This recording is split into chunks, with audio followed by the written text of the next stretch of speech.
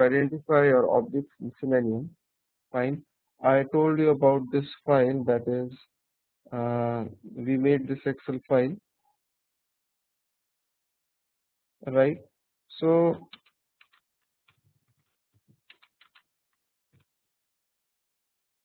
I, I made this Excel file, right? This Excel file had, I talked about each and every web component and the tag name associated with it, right? And the mandatory attributes and the optional attributes. I talked about that you can identify the object based on the combination of these mandatory attributes and optional attributes. I told you that ID and name for an object are supposed to be unique. Fine. But if there is any element on the page which is having class, then class should not be unique. Class cannot, it's not mandatory for the class to be unique. Okay, right. And uh, just hold on, guys. Ram is not able to hear me. Are you guys able to hear me? Are you guys able to hear me?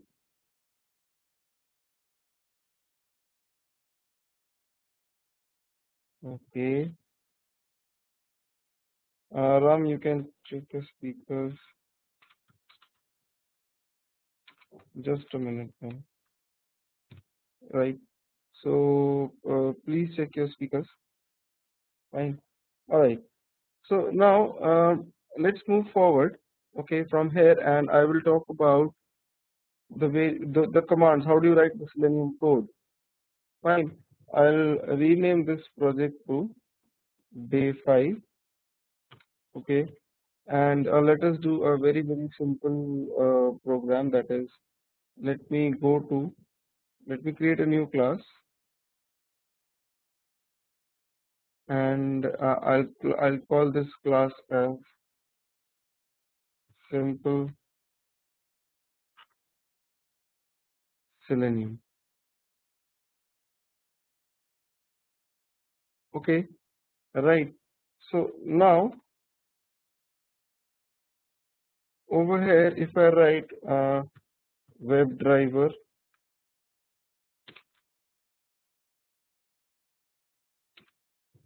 driver equals to new Firefox driver. Okay, and suppose if I open up Mozilla and I go to salesforce.com, fine, and on salesforce.com I click on, say, the login link. Okay, and I have to enter the username password. So basically I have to navigate to this link. So I'll write over here driver dot get to the URL, this particular URL. Okay, right, and driver dot find element is the command. Okay, right, driver dot find element is the command. Inside it you give the criteria using the by class. By dot, which criteria? Class name, CSS, we saw this yesterday, right? CSS selector ID, link text, name, and a lot of things are there. Okay, if I look at the username field, if I investigate the username field in Firebug, fine. If I look at the username field, then this username is an input with ID equals to username. It's an input box with this particular ID. Fine. So if I write over here by the ID, this is the ID. So this will go and find that particular input box on the page. Okay, and the results are taken inside something known as web element. Technically, web element is an interface, right? Web element, I'll call it username equals to this. So driver dot find element always returns the web element. Please note this. Okay, fine. So right, so you write over here uh, username dot. You'll get all the options which you can perform with a particular web element. Okay, so like for example, let me go to the website of Selenium, that is seleniumhq.org. Right, over here you will have the download link, and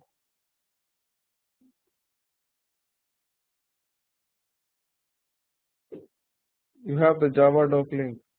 Right, you click on this Java doc and you will get the WebDriver interface.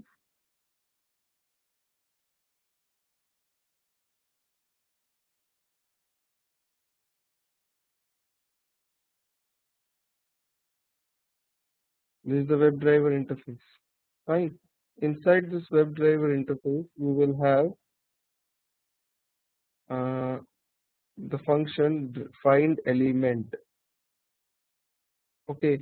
Now this returns you web element reference. Okay. If you click on this web element, it's an interface which represents a generic HTML element. Okay. All the HTML components, links, buttons, everything, they are categorized under this.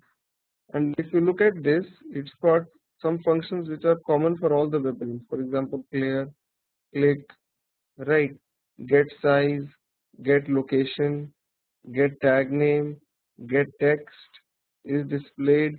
So all these functions are common for all the web elements, right? Send keys is used to simulate typing into it. Okay, so if I write over here username, I found username dot send keys hello, it will type in hello inside it. Fine. If you are using Windows 8 machine, well, you will have to create a character sequence array. In case you are using a Windows 8 machine, you will have to create array of a class known as character sequence. Not Windows 8 machine, I'm sorry. If you are using Java 8, not Windows 8.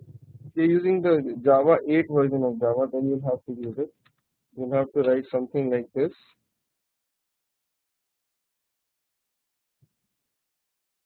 Yeah, it's an inbuilt interface, Rama. Okay, I'll write something like this, and ARR0 equals to hello. You have to put the element inside the array, fine, and uh,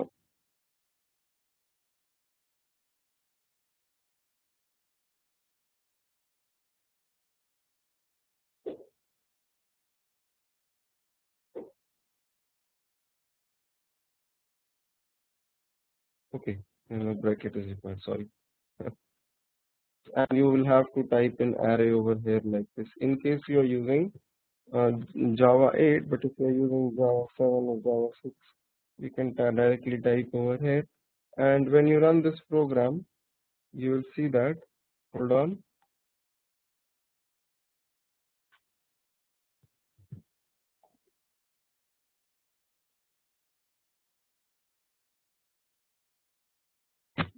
Okay, Java application.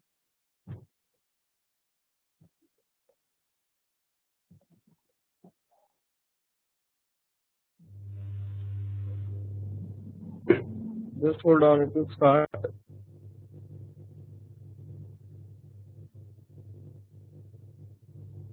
You see that it types in hello on the website,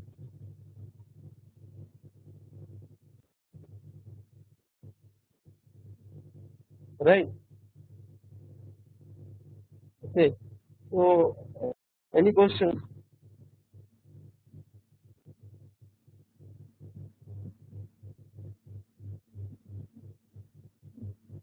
Right. Now, if you go forward from here, and hope you are not hearing any noise or disturbance from my background. Right. Now, if you go from here, and we were quite lucky that we got the idea of this element. Okay. Every time you will not be very lucky. Okay. Every time you might not be so lucky. Okay. Uh, yeah, I'll switch off my air conditioner. Yeah. Okay. So every time you will not be lucky that you have an ID. All right. So now, what happens when ID is not there? This is one of the questions, right? Or what happens if two elements by chance have same ID? Okay, at times people ask me that fine, what happens if some other element also has got the ID as username? What will you do? Okay, well, you know what? When Selenium scans the page, okay, it scans the page from top left side to bottom right side. Okay, it goes something like this, then here, fine. And if there are two elements on the page, one is here, another is here, suppose, who have the same ID, then automatically the first one is used up, the second one is ignored. Okay, the first encountered element is used up. What if you want to use the second one or something like that? I'll talk about that later on, but driver.find element will find the first web element. Find the first web element. Okay, right. Generally, the IDs are not supposed to be same. Two objects on the page should not have the same ID. If in case they have, you should have always talked to the developer that please correct this. Fine. Now there are other mechanisms to identify the object as well. For example, name is also there. Okay, you can select driver.find element by the name of the object, and you can select that as well. All right. Now, as I told you, every time ID or name will not be present. So we talk about something known as Xpath over there. Okay. Now, what is an Xpath? All right. Technically, Xpath is like the you can say the physical address. Okay. Or in layman's term, for example, every person has a name. Fine. Every person has a name. Right. So every element will have an Xpath on a page, something like that, which uniquely identifies that particular element on the page. Right. Two people can have same name. Similarly, two elements can also have the same XPath. Don't think that XPath is unique and no two elements on the page can have the same XPath. Two elements or four elements or 10 elements can also have the same XPath.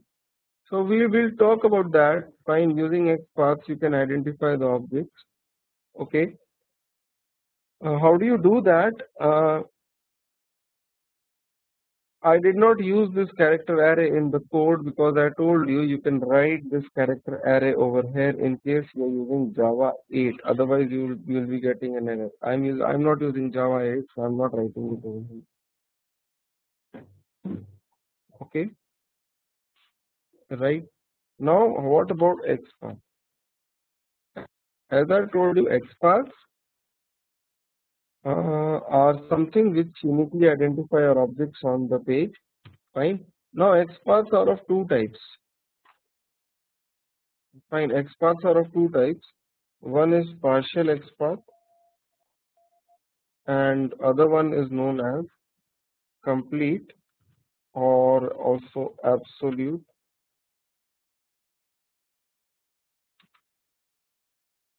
XPaths. Right. Now, how is an XPath made what it is? Look, it is made from the HTML source. For example, on this page, if I look at the complete thing, then this is the input tag. Okay. Now, if you look on this page, everything starts from this particular tag, which is the HTML tag. Fine. So the path over here, the complete XPath will start from HTML tag. It's based on the tag name. Okay, and it reverses down. Inside the HTML tag, there are two tags, head and body. I'm interested in the body tag because the element which I'm interested in, this input box, is actually inside the body tag. Okay, so you can write over here, inside it there is a body tag.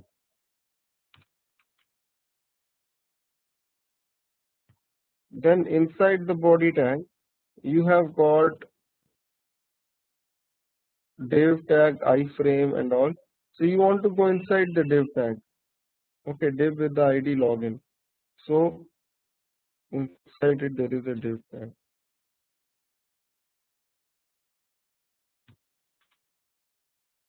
Okay, inside this div tag, there are two divisions.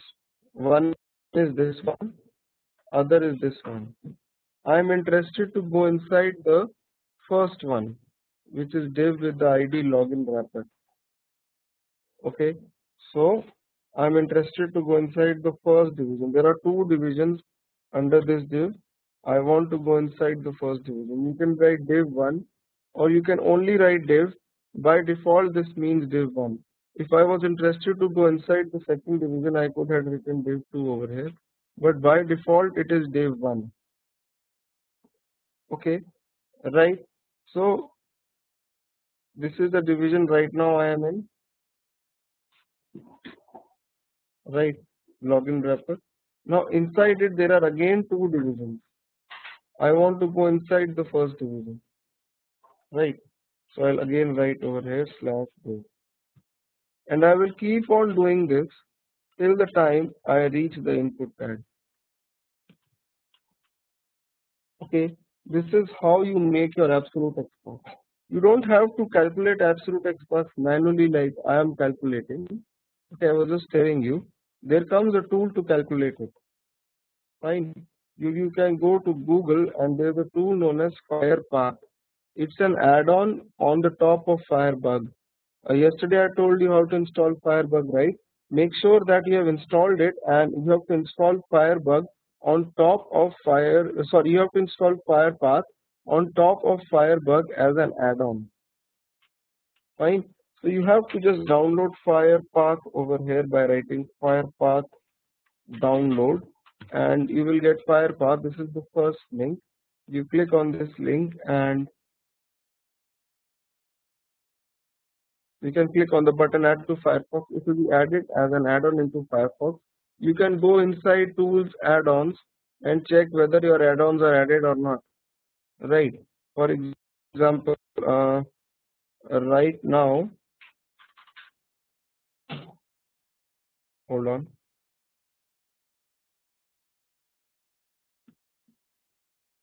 Yeah, go to extensions, the second one, and you will see that, or see, you'll see all the add-ons. For example, in my browser, right now, three add-ons are added.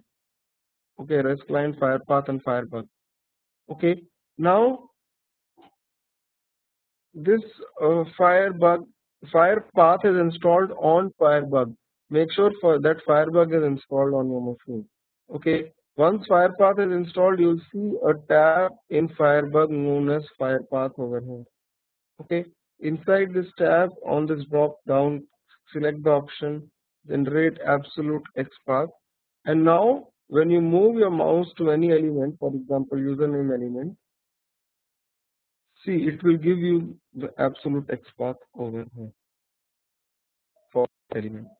So wherever you move your mouse, okay, wherever you move your mouse, okay, you will get that particular element's XPath. Right, if I move my mouse over login to Salesforce, you'll get the absolute XPath for this particular button.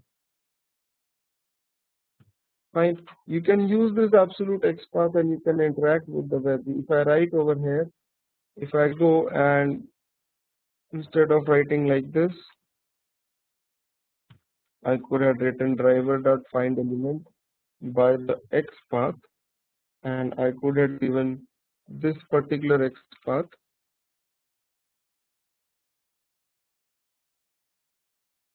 right? And if I execute it,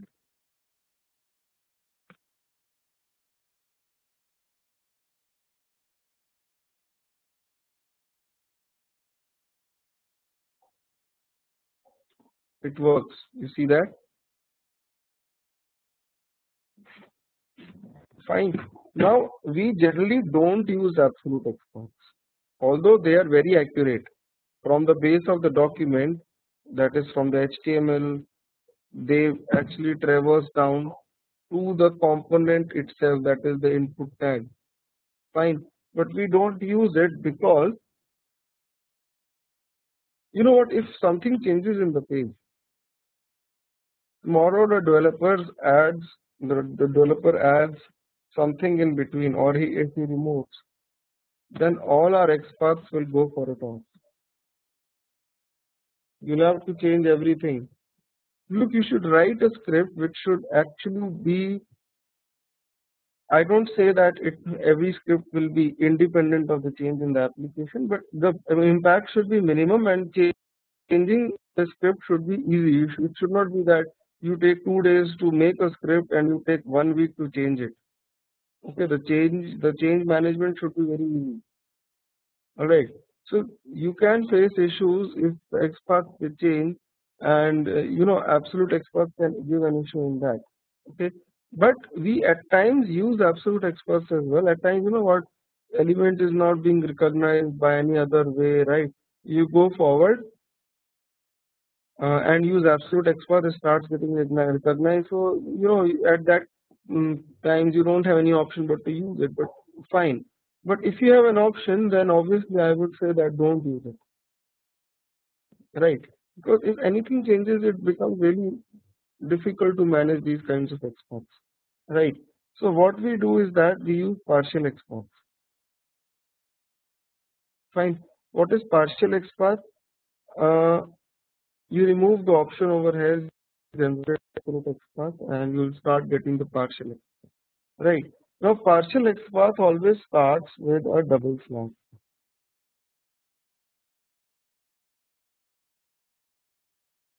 Okay, whenever an XPath is starting with double slash, it means that it is a partial XPath.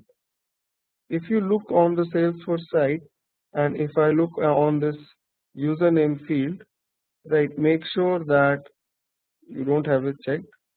Fine, you'll get the partial XPath of the username field, which looks like this.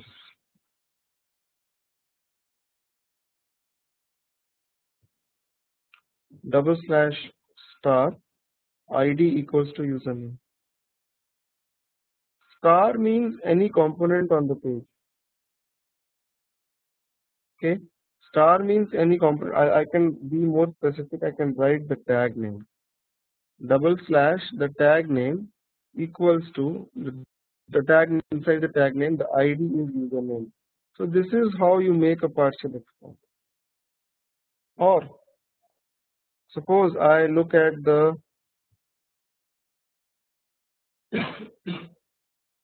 hold on. If I look at the XPath of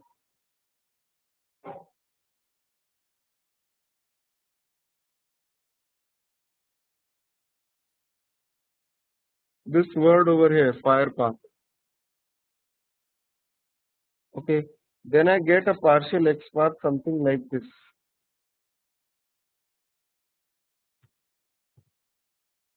Okay, I get a partial XPath something like this. So how this XPath is made and why is it like this? Look, if you look in the HTML code, then this is the code, right? Fine, this is the element in which I am interested. Okay, or hold on, Firepath. No, this is the one. This is Firepath element in which I am interested to get the XPath. Look, Firebug will make an XPath based on the ID. Okay, Firebug will make an XPath based on the ID. If you look at this XPath how this is formed, right? Now what Firebug does is it first, hold on, yeah, it first looks at this span, right? This span has got no ID. So it moves one step up and it goes inside this h1 tag. So that's what you're seeing over here. That's what you're seeing, that this is the span. Inside it, this is the h1 tag which you can map over here.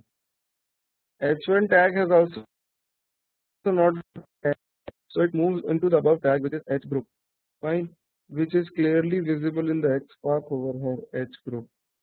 H group is inside a division with the ID add-on. Since you got an ID, right? So Firebug stops over here. So it actually starts the XPath from this division. That there is a division with the ID add-on.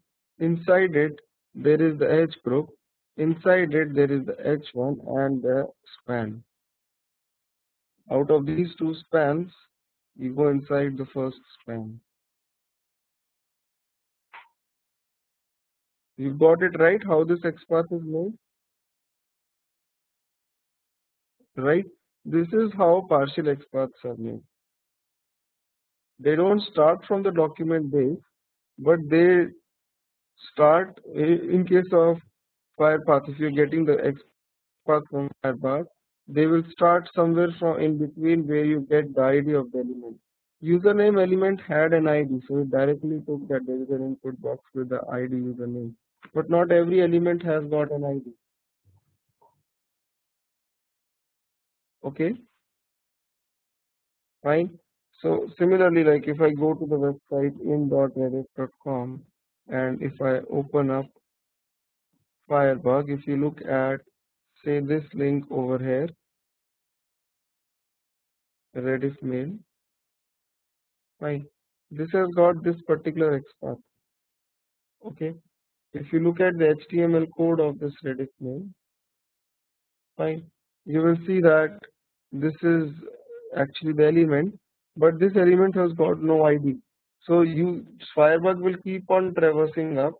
It will find that ID is inside this division. This division has got an ID, so it starts the XPath like that. There is a division in with an ID home wrapper, which is actually this division. Inside it, there are many divisions. Okay, you are interested in this one, which is the fifth division. One, two, three, four, five, fifth division. So that's why it writes over here. Inside it, there is a fifth division. Fine.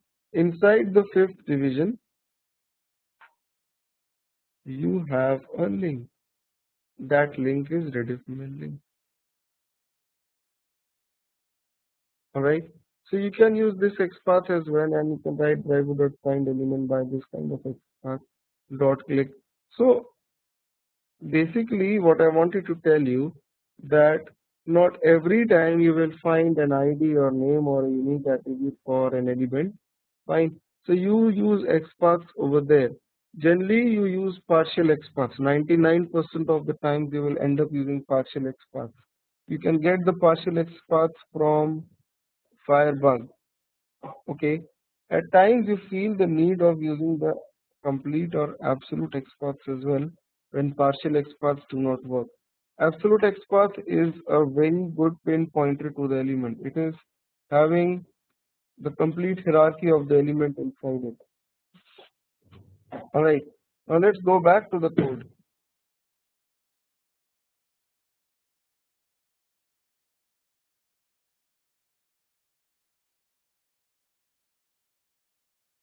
Alright, the question being asked is Firepath and Firebug are for Firefox. What about Chrome and IE?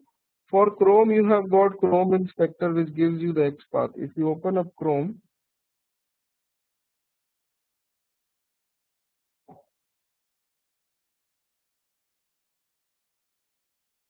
and if you go to any website, hold on, just a minute.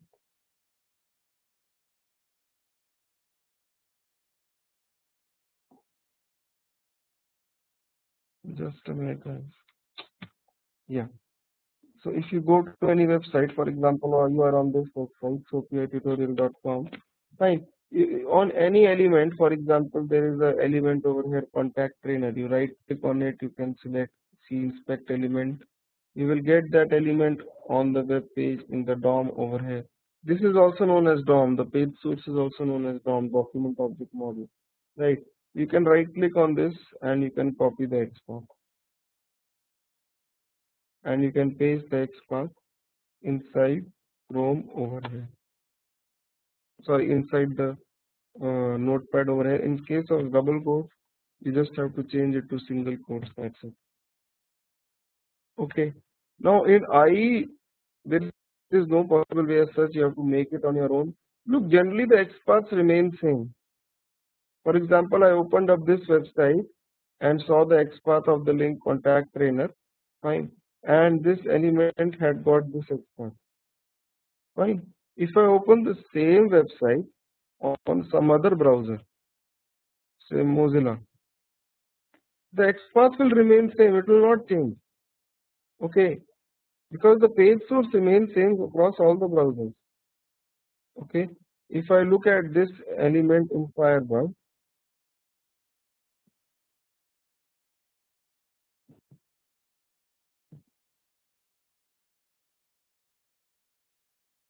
hold on.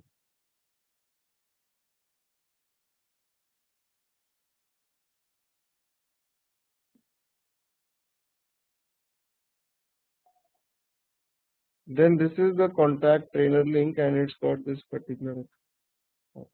So XPath will remain same.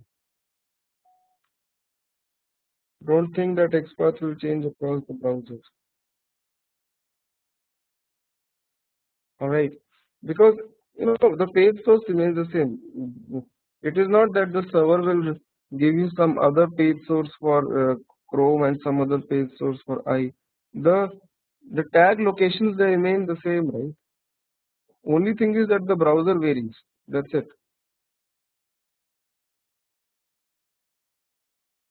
Alright. So similar XPath can also be used in other browsers. Okay. Now you can go into your code and you can write the command based on XPath as well. I'll just comment out everything. And I can use partial XPath. I can write driver dot find element by the XPath of the username field, which is this one in case of Salesforce. Now what will this return me? This will return me web element. Okay. Now instead of writing two lines, that is first you write extract the web element and then in web element if I send keys, you can write directly one line dot send keys hello.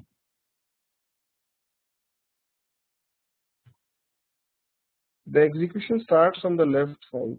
First this part is evaluated. Okay, first the web element is evaluated. On that send keys function is fired. Okay, so you don't have to write two lines, it's just simply write one line. And similarly, you can enter any password as well. You can go to the website Salesforce and hold on.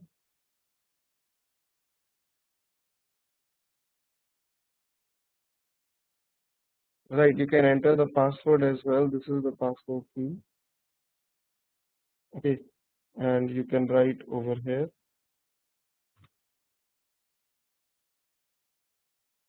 You can give the XPath of the password field.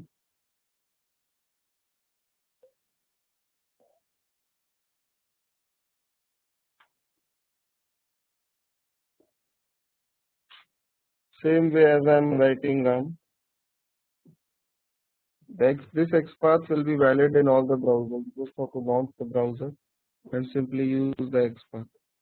Generally, that's what I do. I calculate the XPath in IE and use it in or Mozilla, sorry, and use it in all the other browsers. It's tough to calculate the XPath in IE, so you calculate in some other browser and use it. Right? Okay, it works. Fine. Now, you know what? Carefully. The window in which Selenium is opening, Firefox is opening. Fine. There is no Firebug. The Firefox window which is opened by Selenium, this is the window. You will not able to find any Firebug in it. But the Firebug was present in the window which was opened by you, like this window. Firebug was present. Okay, so there is a catch over here, that is the window which is launched by Selenium. Okay, the browser which is launched by Selenium, Firebug is not present in that. Now this is a disadvantage. Suppose your script is failing. Suppose password was not getting typed. Okay, script fails. I want to investigate the browser, the same browser in which the script is running. I want to investigate that browser. I want to investigate this browser in which the script is failing. Fine. And I don't have Firebug. Right. So let us see how we can bring Firebug into this browser. Okay. Look, the answer to this lies in the concept of Firefox profiling. Do you guys know about the concept of Firefox profiling?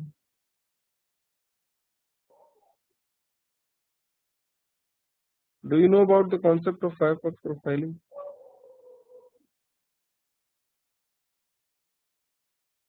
Okay. Some people are saying no, some people are saying yes. Okay, fine, I'll tell you. Look, you can have you know what? You can have Firefox of your own choice in your PC, right? You can customize it, yes. Like for example, you and your friend use the same machine, right? When you start Firefox, you want that you should see your set of bookmarks in Firefox, your set of settings. But when your friend opens up Firefox, he wants that he should see his set of bookmarks and his set of settings inside Firefox. So this can be achieved with the help of Firebug. Okay, this can be achieved with the help of Firebug. It is quite easy. What you can do is, sorry, this can be achieved with the help of Firefox profiling. I'm sorry, Firefox profiling can do that. Right. Now, how Firefox profiling will help you? First of all, let us understand what Firefox profiling is. Hold on. To create a Firefox profile, you quit your Firefox from this command, file exit. Okay, don't close it from the top right cross. Quit it from file exit. And then go to run and give the command firefox.exe -p profile manager. There is no space between hyphen and p. Please note this.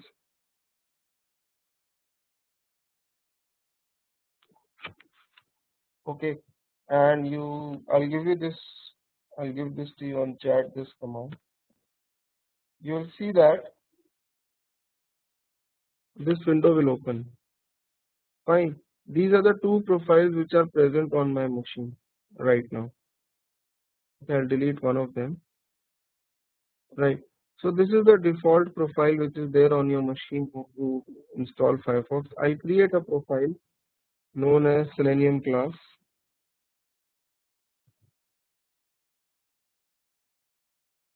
Okay. Finish and start this profile. So what will happen is that a new Firefox window will open. This will be like a fresh Firefox which is installed on your machine. It will not have any bookmark. It will not have any Firebug or anything inside it which we had installed earlier in the other profile. Okay, so Firebug was there in the other profile. It is not there in this particular profile. You have to install it separately. So this is what Selenium does. When it launches Firefox, when you write new Firefox driver, it creates a profile of its own. Okay, and launches that particular profile and destroys it when the code, when the uh, You can see when the program is over.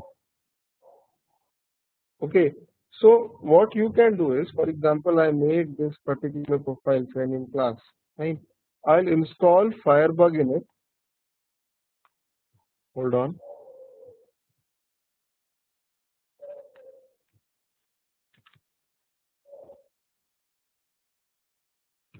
So this way you can have as many profiles in your machine as possible, right? So over here we install Firebug in this particular profile, and you will tell Selenium that fine, go and open this particular profile. Alright, so hold on.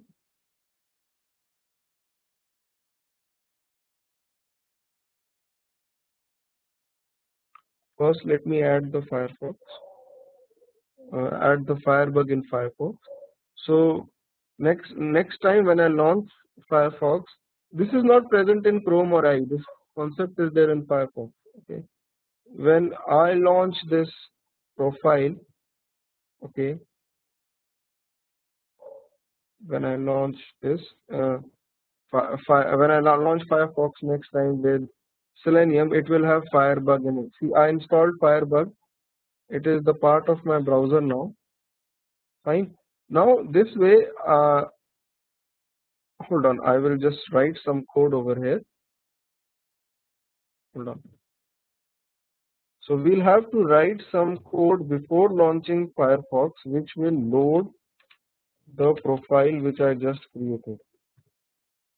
Selenium class profile, which I just created. It has to be loaded, right? So that that particular profile is launched in the Firefox, and you have got your own settings, your own Firebug in that. Sometimes you have to work with proxy. Okay, you have to work on the proxy server. So you use the same Firefox profiling concept. You do the proxy settings in Firefox profile and launch that particular Firefox profile, and you test using proxy. Right. So how do you launch the profile? To understand how to launch the profile, first of all you need to understand the concept of uh, constructors. Okay. In Java language, you need to understand the concept of constructor. Suppose if I am making a new class over here, and I name that class as uh, house. Fine. And it's got variables like string cost, string address.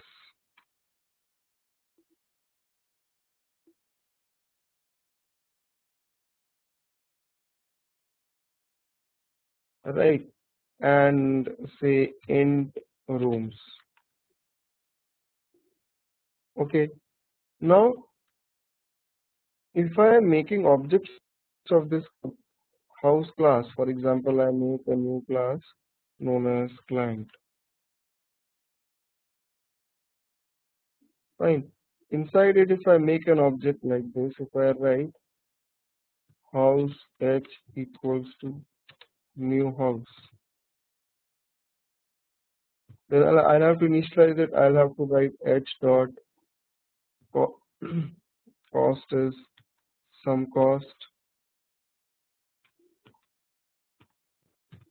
and so it was string, sorry,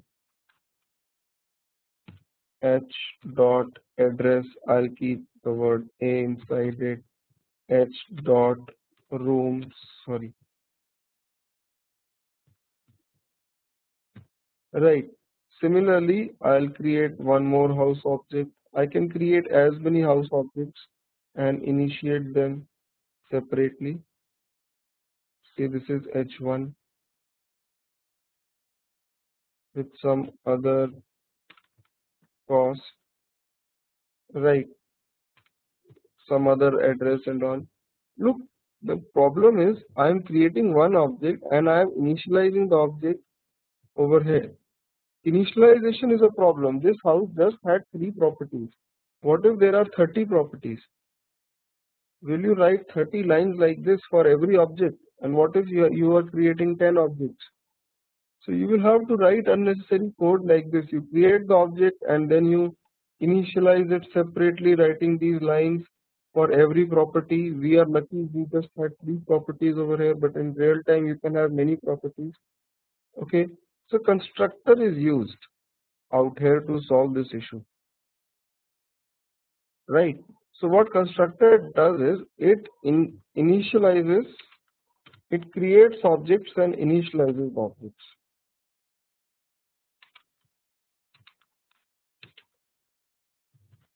Okay, the work which we were doing over here, we were creating the object and initializing it.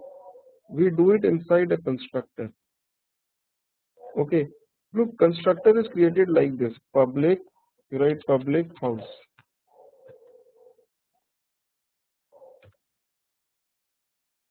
Okay, house is the class. The name of the class has to be same as name of the constructor. In this, I will pass over the cost, the address, and number of rooms.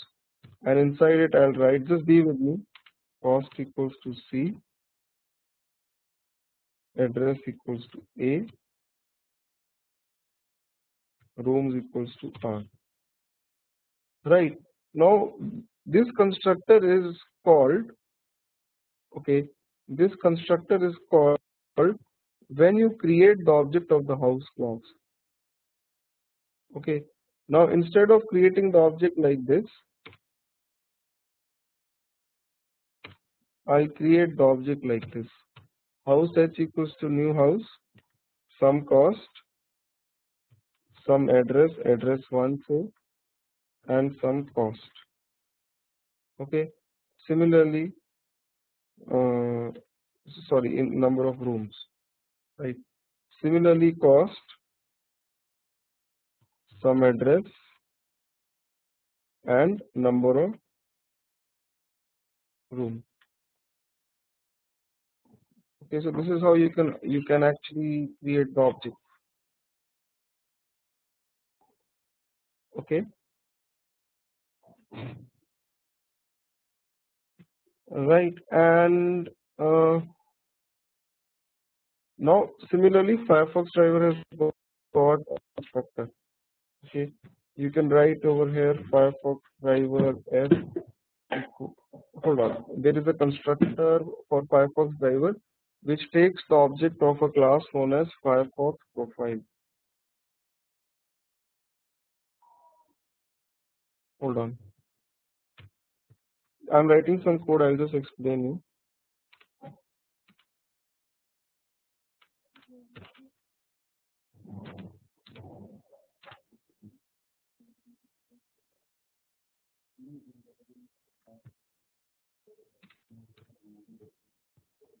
Just hold on.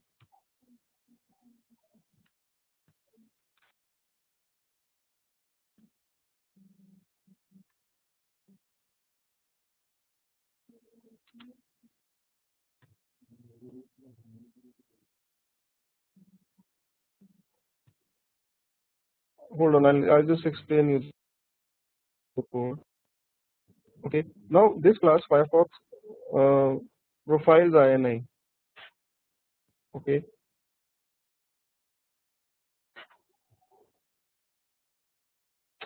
oh, just 1 minute.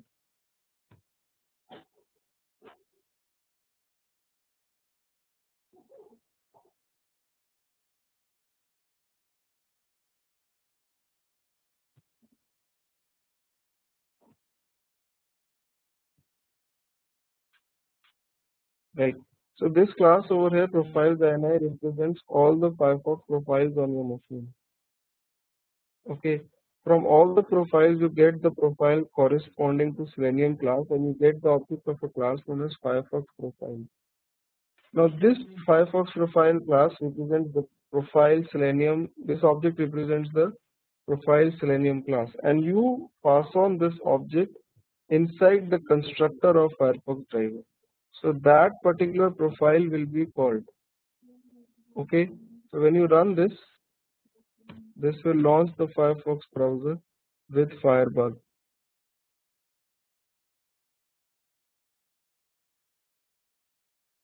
You see that Firebug is inside it. Okay, so this is how you use it. Fine. You have to get the Firefox profile object and pass over in the Firefox driver class. Any questions? Any questions?